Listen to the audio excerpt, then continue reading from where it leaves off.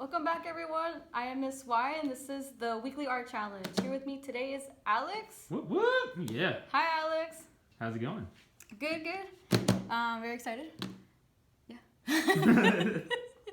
As for your guys' suggestions, we're gonna keep these a little short. I want to make sure you guys are still doing something fun, but that doesn't take too much of your time. I understand you guys probably have like a lot of homework. So do I. So keeping these short is pretty essential to making sure you're keeping on track with everything else. And just making sure that we're having fun, though. Yes, and then watching all the other videos.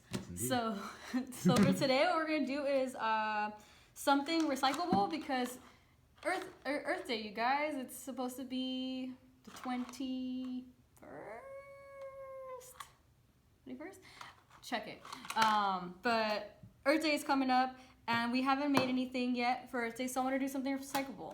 So we're going to make these neat little pencil holders. You can see that. So they open like this, and you just pull a string, and it should close like that. It'll look neater once we get it all together. But for this, you'll need very, very few supplies. So you'll just need maybe a cereal box. So this is kind of like cereal box-ish. We had this around here. Scissors, a pencil, a ruler to measure, and a hole puncher and string. That's pretty much it. You will need a bead, so if you can source your own beads, that'll be cool. Something like this that's kind of big for your string to fit through. A regular wooden bead. It just has to be big enough for 2 pieces of your string to go through. Okay?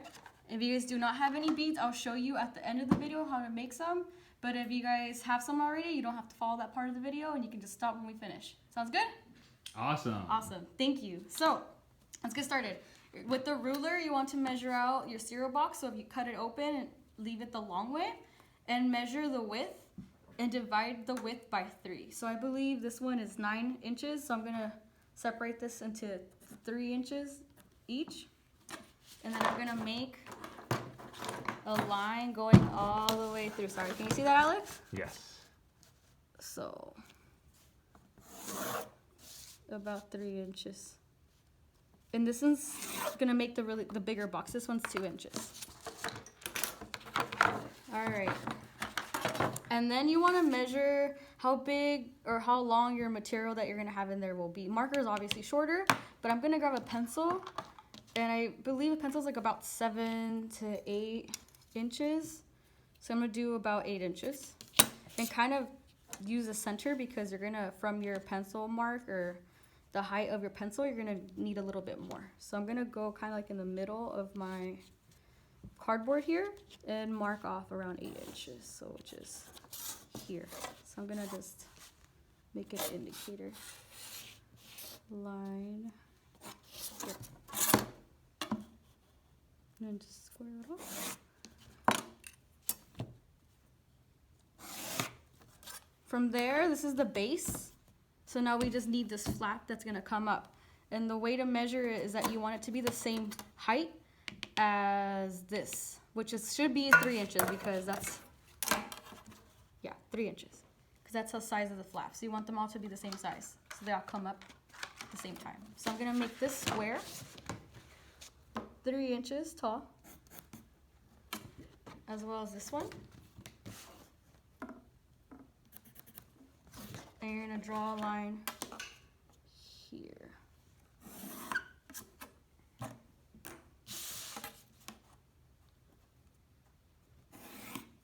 Following me? Kind of see what I'm gonna do?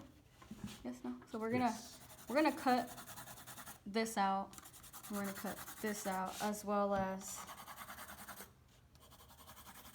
these 2 here. And this is basically our base of our shape. So quickly with some scissors, and I don't know if I mentioned scissors for our supplies list. Yes, you did. Okay, good. Just cut it off because it is thin. Like cereal boxes are perfect for this assignment. They should cut relatively easy with just a pair of scissors, a regular pair of scissors. I've got a cereal box at home that's waiting for this right now. For sure. And I was gonna bring my Honey Bunches one because I was like, yeah, because I like the colors on it. But I totally forgot. So luckily we have this like thin material, which kind of feels like, you know, like the white boxes that you use for Christmas to like put like shirts or whatever that come in packs of 3 at the dollar store. It feels like that. It's flimsy, but still pretty like tough, and it's not corrugated, it's flat. So it works out perfectly for this because we're gonna be folding, and that's why the cereal box is perfect because they're good for folding. So we need something that's a little pliable. That was a good word of the day right there. Pliable? No, it was corrugated. Corrugated. Okay. I wish I could do it like Pee-wee. Corrugated. So once you have your shape, I'll cut out your base. You want to fold this at the line, and I'm gonna just use the back of my scissors to flatten it because I hate when cardboard gets all like chapped. You know what I'm talking about? Yeah. Ugh. It's kind of it's a little cringy when it gets all. I don't know. That's funny. We do a lot of cardboard projects here at the club. Definitely, and there's certain cardboards that I like more than others. After a while, you start figuring out what cardboard is best for which assignment, which is really weird. Like, oh, I like this cardboard the most. I'm gonna keep that one. So you're gonna do that to all your sides.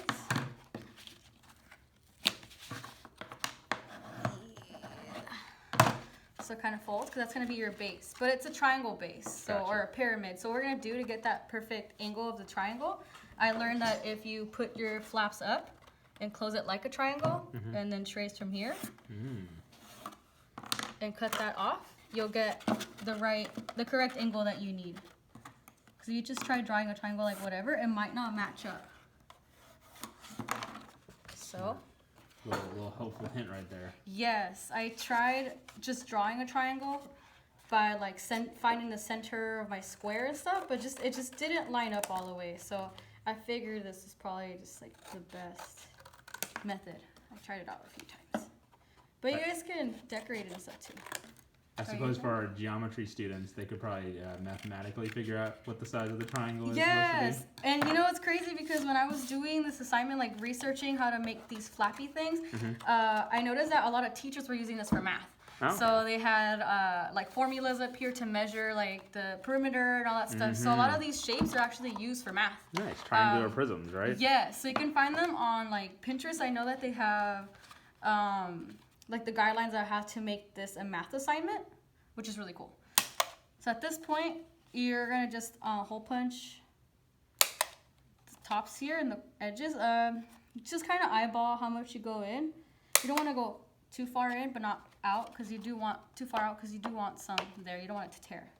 So I'm kind of just eyeballing it and then lining this up on the opposite side. Now you need a hole puncher. I don't know if I mentioned that too. Okay. Or something pokey, like a pen. Okay, I was gonna say, if you didn't have a hole puncher, is there other ways that you could potentially Yes, with this cardboard, I love poking stuff with a pen. It goes through. I can even show you here. And you just have to lift it and and that works. Okay, like nice. That. So that works out because it's thin enough to do that. And this is essentially your little box. So what you're gonna do is you need string or yarn or anything that you have, a shoelace or what have you, to put the string all the way through to tie it and lift. If you don't have one, I took the liberty of cutting a little t-shirt here, like this. This is like a little kid's t-shirt. And you just cut a piece at the bottom, and then you just tug on the fabric, and it ends up being a piece of string. So I just tug it because cotton stretches. So you can just do that, and that can be your yarn. A lot of people have been weaving with t-shirts because, you know, with a lot of stores being closed. Yeah, look, it's a lot. It's bouncy. So you can use that. For the sake of the video, I'm gonna just use with this string. It's kind of like a hempy type of string because it's a little stiff, so it's gonna be easier for me to weave through. But I'll just show you how to do that. I don't know the exact measurements, but it just has to be long enough to where it can go all the way around and then back. So. And if it was too long when you started, you could always cut it out. Yeah, and that's why I like leaving it on the ball, because I don't want to waste anything. Gotcha. So we're gonna just weave it through, and I believe it's here, here, behind here. So far it's looking like this. Nice. And then like through the triangle, and then once again through the back of here. And then back to the same hole. And I pull, it should close like this. So I'm gonna just cut it off around here. And you can leave it like this and just make like a bow or tie a knot, but I noticed that it slips out, so which is why I grabbed a bead. So with the bead, you want to string out through only one, and that's gonna help you kind of like stop it there. And then you'll just tie this, maybe a slip knot or like a bow, not a knot because it'd be hard, and it'll keep your thing closed like that.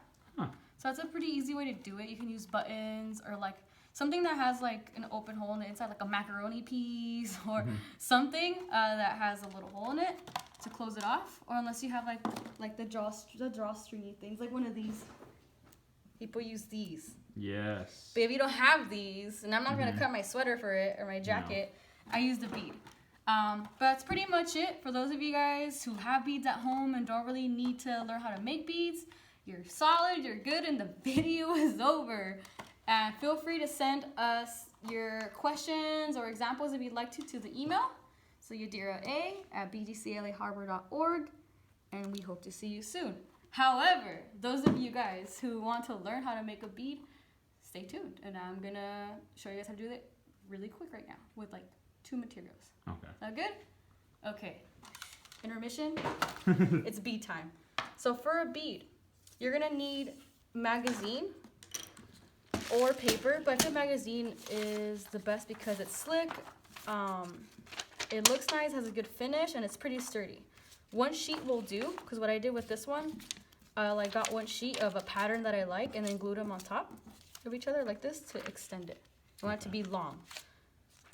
So that's all you need. So I did it, and you cut it like in a really, you see this like triangle, really long triangle shape?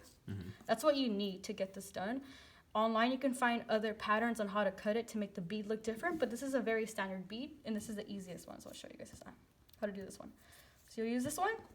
That's all you need, and glue, scissors obviously to cut this out, pencil to draw it, and something to roll it around. Because I do need the inside of my bead to be kind of wide, I'm going to be using a pencil, which kind of like emulates the same, I guess, diameter of the circle. So yeah, you see that? Kind of the same width. So I'm going to just be wrapping this really fast from the wide end to the thin part. And you're going to start with the opposite side facing down, okay? This is a cool color too, but I want the red. So I'm going to roll this maybe, and you want to kind of tuck it 1 or 2 times like that. And then you're going to get glue and glue it as you go. And you're basically rolling it. So I'm going to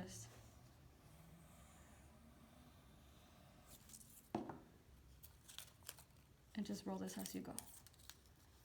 And you can like tuck, kind of like when you're rolling a poster, you kind of want to like tuck it as you go. So you want to tuck it a couple of times first. Yeah, because you don't want to glue it directly to the pencil or else it's not going to slip off the pencil. And Gotcha. there goes your bead. So I roll it a few times and then have magazine to magazine, not magazine to pencil. If that makes sense, yeah. If you feel like you need more glue, go ahead and put more glue. And kind of like, you can, see if I can closer to you, kind of just rotate the paper as you need. Because sometimes it does like slip like that. So realigning it to the center. And basically you keep rolling it and it starts to form. The longer the paper is, the more you have to make a bead with. It gets wider, but you see it starts to form a bead. That's pretty much it. And you want to be able to, bam, there's your bead. See it? Very nice. Yeah, it's super cool. People do jewelry with these. What they do is they seal them with Mod Podge after to make them glossy. That's a bead. And you can do the same thing. Okay, and then you can attach that one to your pencil box. Attach that to the pencil box really quick. So I can even show you how to do it right now, how it's going to look.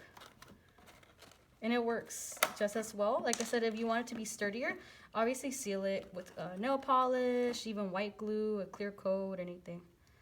Now just do the same thing. Look, it works really well. Serves the same purpose.